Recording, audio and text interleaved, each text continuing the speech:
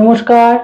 2026 August এবং তুলা রাশি তুলা লগ্ন অর্থাৎ তুলা রাশি তুলা লগ্নের জাতক জাতিকাদের জন্য অগাস্ট মাসের মাসভিত্তিক রাশিফল, যাকে আমরা জ্যোতিষের পরিভাষায় বলে থাকি গোচর ফল।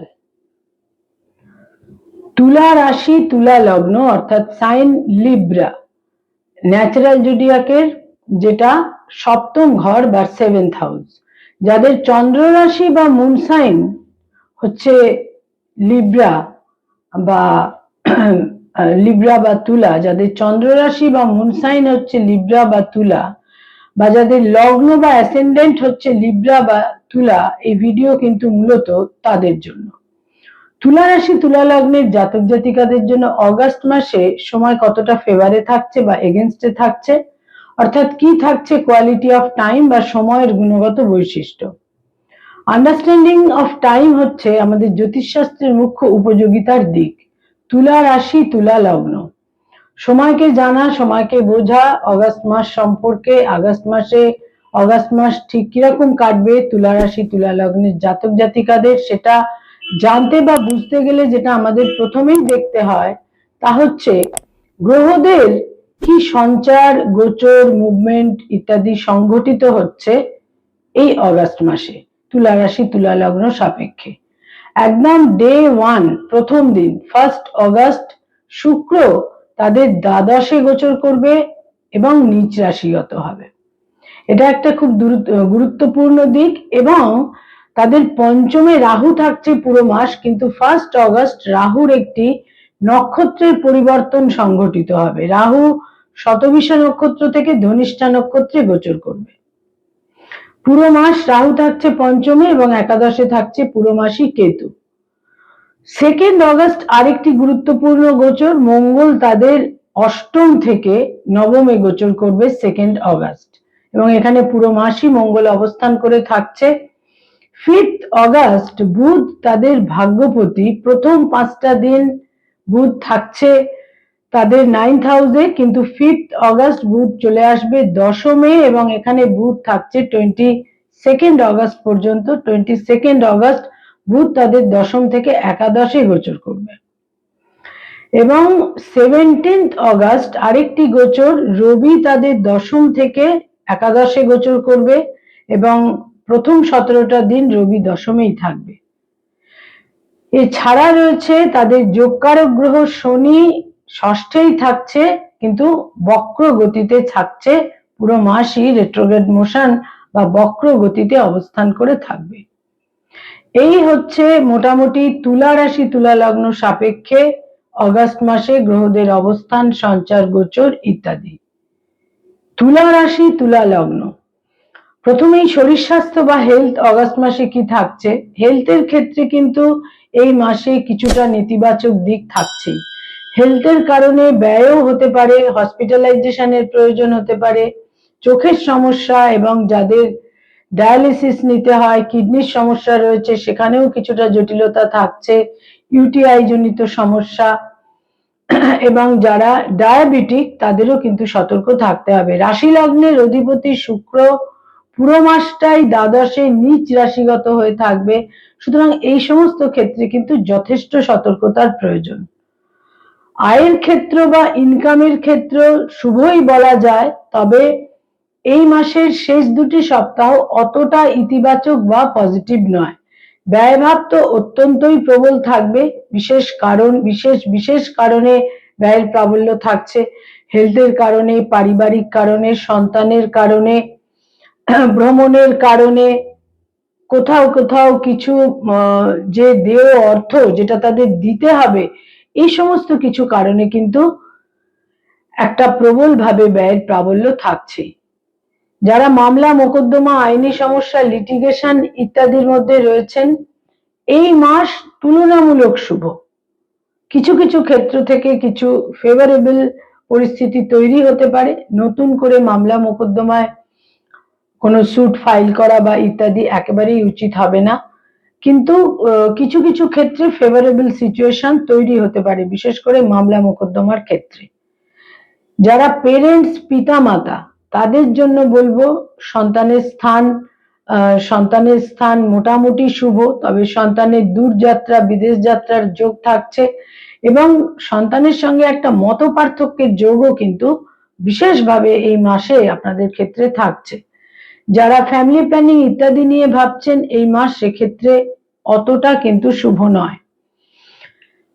যারা কোনো ভাবে স্থাবর সম্পত্তিতে বিনিয়োগ করতে চাইছেন এই মাসে, স্থাবর সম্পত্তি ক্রয় করতে চাইছেন, বিনিয়োগ করতে চাইছেন কোনো জমি বাড়ি ভূমি ফ্ল্যাট ইত্যাদির ক্ষেত্রে, সেখানে কিন্তু এই মাসের বিশেষ করে আমি বলবো এই মাসের প্রথম দুটি সপ্তাহ তুলনামূলক শুভ শেষ দুটি সপ্তাহ অপেক্ষা। যারা কোনো লোন বা ঋণ সংক্রান্ত সমস্যার মধ্যে রয়েছেন সেখানে একটা সমাধান সূত্র তৈরি হতে পারে এবং আপনাদের নানা রকম ভাবে রিপে করার কিন্তু একটা বিশেষ প্রয়োজনীয়তা বা একটা জরুরি পরিস্থিতি তৈরি হতে পারে। যারা স্টুডেন্ট শিক্ষার্থী বিদ্যার্থী ছাত্রছাত্রী তাদের ক্ষেত্রে বলবো যে এই মাসে কিছুটা ল্যাক অফ কনসেন্ট্রেশন, মানসিকভাবে কিছুটা বিক্ষিপ্ত থাকা কিছুটা আপনাদের উদ্বেলিত করতে পারে। এই সমস্ত ক্ষেত্রে উচ্চ শিক্ষার ক্ষেত্রে কিছুটা শুভ ফলের যোগ তো নিশ্চিত রূপে থাকছে, বিশেষ করে এই মাসের প্রথম সপ্তাহটি উচ্চ শিক্ষার ক্ষেত্রে শুভ। তবে আপনাদের টার্গেট ওরিয়েন্টেশন গোল ওরিয়েন্টেশন লক্ষ্যে স্থির থাকার ক্ষেত্রটা এই মাসে অত্যন্ত প্রবল থাকবে। উচ্চ শিক্ষায় শুভ ফল লাভের সম্ভাবনা। এই মাসের শেষ দুটি সপ্তাহ কম্পিটিটিভ পরীক্ষার ক্ষেত্রে কিন্তু অতটা শুভ থাকছে না। যারা কোনো রিলেশনশিপ প্রেম প্রীতি প্রণয় ইত্যাদির মধ্যে রয়েছেন এই মাসে সেখানে জটিলতা বৃদ্ধি পেতে পারে, ব্রেকআপ হতে পারে এবং নতুন প্রেমের সম্পর্ক তৈরি হওয়ার ক্ষেত্রেও বিশেষ শুভ ফল দেখা যাচ্ছে না।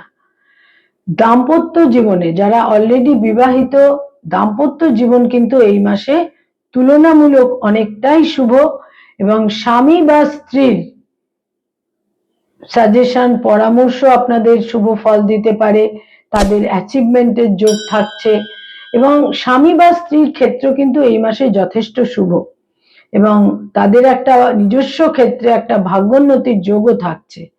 যারা ডক্টর হিলিং প্রফেশনে রয়েছেন মেডিকেল প্রফেশনে রয়েছেন তাদের জন্য প্রথম দুটি সপ্তাহ অত্যন্ত শুভ, শেষ দুটি সপ্তাহ কিন্তু জটিলতাপূর্ণ।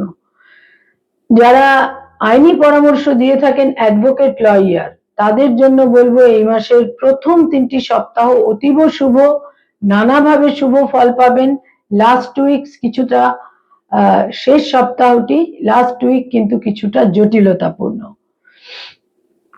যারা মানি মার্কেটে রয়েছেন, যারা stock market share market insurance এবং ইন্স্যুরেন্সের ক্ষেত্রে রয়েছেন, ব্যাংকিং সেক্টরে রয়েছেন, ফিনান্স ওরিয়েন্টেড কাজকর্ম করেন, ফিনান্সের জগতে কনসালটেন্সির কাজ করেন বা যারা ইনভেস্টমেন্টের কাজ করিয়ে থাকেন, এই সমস্ত ক্ষেত্রে এই মাসের শেষ সপ্তাহটি বাদ দিলে বাকি প্রথম তিনটি সপ্তাহ নানাভাবে সুযোগ সুবিধে সম্ভাবনা বৃদ্ধি পাবে, সেখানে কিছু সাফল্যের যোগও থাকছে। যারা সরকারি চাকরি করেন গভর্নমেন্টের সঙ্গে কানেক্টেড হয়ে কাজকর্ম করেন শেষ দুটি সপ্তাহ প্রবলভাবে জটিলতাপূর্ণ, কিন্তু যারা প্রথম দুটি সপ্তাহ অত্যন্ত শুভই বলা যেতে পারে, বিশেষ করে যারা একটা বিশেষ পদে রয়েছেন, যারা প্রভাবশালী ক্ষমতাশালী, যারা আমলা ইত্যাদি এই সমস্ত ক্ষেত্রে কিন্তু বিশেষ শুভ ফল লাভের সম্ভাবনা রয়েছে। যারা বেসরকারি ক্ষেত্রে রয়েছেন আইটি সেক্টরে রয়েছেন তাদের জন্য শেষ সপ্তাহটি শুভ নয়, প্রথম তিনটি সপ্তাহ তুলনামূলক শুভ, তবে শরীর স্বাস্থ্য বা হেলথ কিছুটা আপনাদের বিরুদ্ধে থাকতে পারে। যারা নতুন জব সার্চ করছেন সেখানে আকস্মিকভাবে এই মাসে কর্মলাভের সম্ভাবনা এবং ভাগ্যের ফেভার এই মাসে আপনারা পাবেন।